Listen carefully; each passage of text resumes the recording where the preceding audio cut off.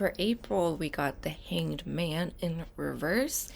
And it's interesting because this card kind of flew out and fell on the floor. I feel like in April, you can finally come out of that stuckness you've been in, that kind of watery, muddy, wet earth kind of feeling, that moist feeling.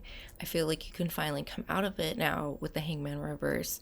So in the reverse, it could suggest that you are coming out of this Hangman energy, which is related to Neptune. So it has a lot to do with like illusions and delusions and not really being here, not really being present, kind of just in the flow of things. It's very much to do with like energy and vibe, and it's all feeling. You can't really, I think that's why we all struggle to describe Neptune, because it's a feeling. Like you can't describe it, you have to feel it. There's really no words for it, because unless you can feel it, like you don't know it. Like you can't learn from it. It's nothing you can read. That's what it could be, but also it could just be your inability to accept certain things.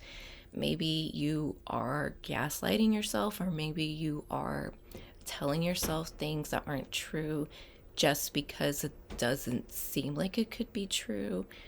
So if it is something that deals with the spiritual and deals with things that are hard to explain, be mindful of how you go about believing in it and the things you say about it.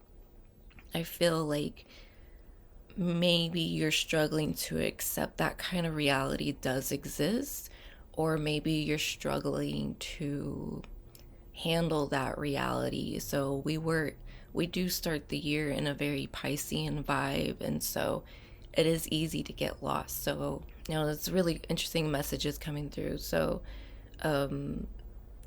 yeah, you could just be really struggling with this Neptunian energy. And so, it's going to be different for everybody. So there are things that you need to accept, and also things that you need to let go, because obviously there are things that aren't true at all. And then there are things that are true, but they don't seem like they're true. Like it's too weird to be true, or it's too good to be true, or it doesn't make sense. So how could it be true? That seems to be what's going on for you here in April. But I do feel like you are coming to a place of realization and also being grounded, because it is in reverse. You do have one foot on the ground, but you are still struggling here. It's almost like falling upwards. And it makes me think of this book called The Wrong Side of the Bed. And it's actually like one of my favorite children's book. It was a cool book when I was a kid.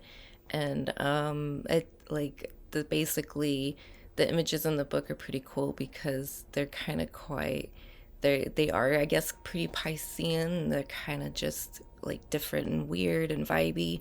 And this kid basically wakes up on the wrong side of the bed, and he struggles to walk around the earth and move around the place, because he's upside down while everyone is like right side up, because he woke up on the wrong side of the bed, so he's upside down in the world. And so it's kind of cool. It's a really cute book.